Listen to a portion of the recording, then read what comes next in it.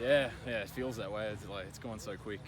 So how have you gotten better from getting over here till now? I mean, has there been bumps in the road? Just kind of take us through your absolutely. trek.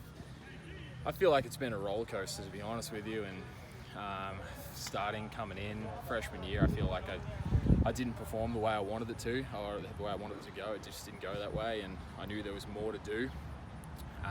Then coming into sophomore year, obviously had a change in special teams coordinator.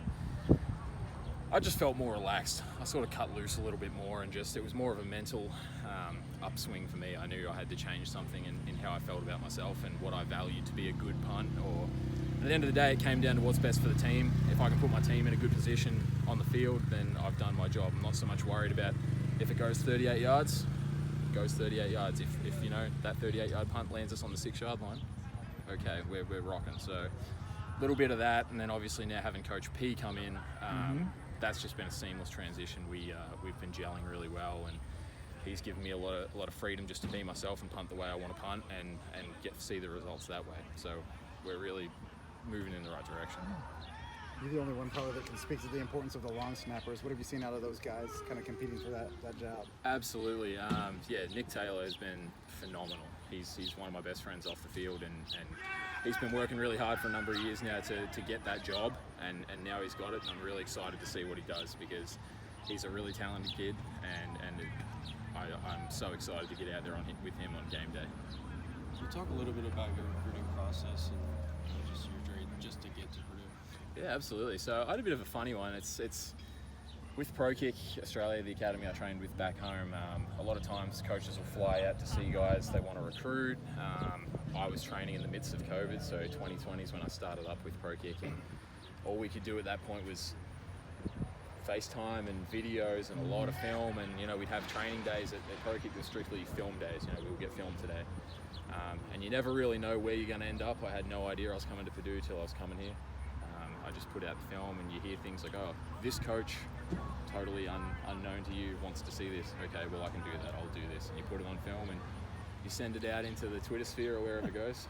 X, sorry, I didn't want. And then all of a sudden you're on FaceTime with the coach talking about potentially getting you over to wherever you're going to go, and sure enough, ended here. And I'm so thankful to be here now. I feel like the direction we're going is just, the sky's the limit for us, and I feel like we've built something really special here, so get ready to keep that going. How is it different? I mean, people here fly out and visit campuses and things like that. In your situation, you're kind of going into it blind a little bit with these schools. Absolutely, yeah, absolutely. I knew of Purdue and didn't know where it was. I sure knew where I was when it was December and we got 10 inches of snow. So that was new for me. Wish I'd have known that, but it wouldn't have changed my decision. But yeah, it's definitely just a weird situation, but as Pro Kick's getting bigger and the college recruiting process getting more international, now we've got Jeffrey and Bo on the team from France, and we're really just branching out as football as a whole. I think getting football global is huge, and that's we're only going to see an uptick in that. It's going to be fantastic. But yeah, we don't have that opportunity just to visit places, see if you like it or not. It's all about the football, and if you want to punt, get over here and punt somewhere. Doesn't matter where it was for me, if it was a JUCO or D1, Big Ten, where I'm going. How about you bench? You bench 315? 350? Last time we maxed out, I was at 355-ish, but I can only imagine that's gone up with Coach Rowan. It's kind of a love-hate relationship with Coach Rowe. He pushes you to your absolute limits, but that's why you're here, I guess. You want to get better and stronger, and he is sure putting us through our paces, especially this summer. There's some, I sweat more than I care to admit, and a lot of blood, sweat, and tears. That's the perfect way to put it, I'd say. Still waiting to deliver a big hit on somebody? Well, you as a punter, you kind of pray for the moment you get the chance to do it, but then you've not really done your job, I guess. So it's kind of a double-edged sword, you're raring to go, and I think the drills out here are enough. I think I'll be ready for it, but I'm not waiting for it to happen by any means. Back when you were first making your transition, did Pro Kick show you any NFL punters, or did you look at any as guys that you wanted to model or anything like that? Yeah, absolutely. And I think, funny enough, a lot of the American punters that I like to model my game off aren't Australian punters. I love Pat O'Donnell. I love watching him punt. Matt Hawk at the Bills. It's awesome. But another good thing about that is the Aussie guys we have in the NFL, we pretty much have access to them. A lot of them come back to training in Australia and give us the chance to work with them.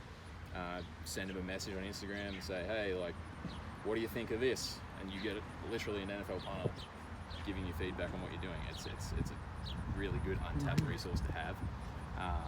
So yeah, that's been really good. But a lot of the punters I like to model my game off are American punters. So it's a funny one, I guess.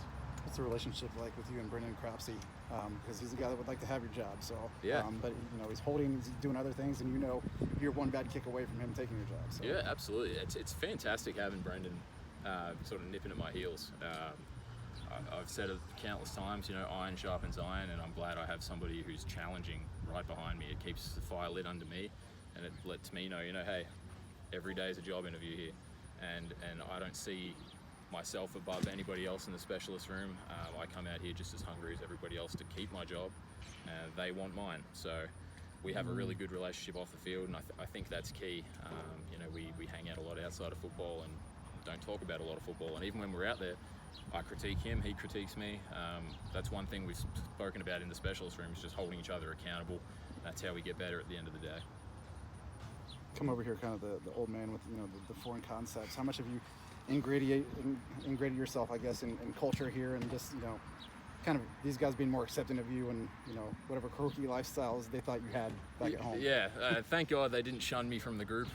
They were very accepting and really wanted to get to know me and teach me about how it is over here. And I think the biggest thing is college football in general. I had no idea what the culture was like inside these walls, and that's something I tried to do. Was like, I might be an older guy coming in, but you guys know more than me. And I said it to the group yesterday, actually. I said, so me and Ben Freehill are in competition all the time. We're in the weight room, whatever it is, we go fishing together, who's catching the biggest thing, like whatever it is we do, we were in competition, and we love keeping each other accountable like that.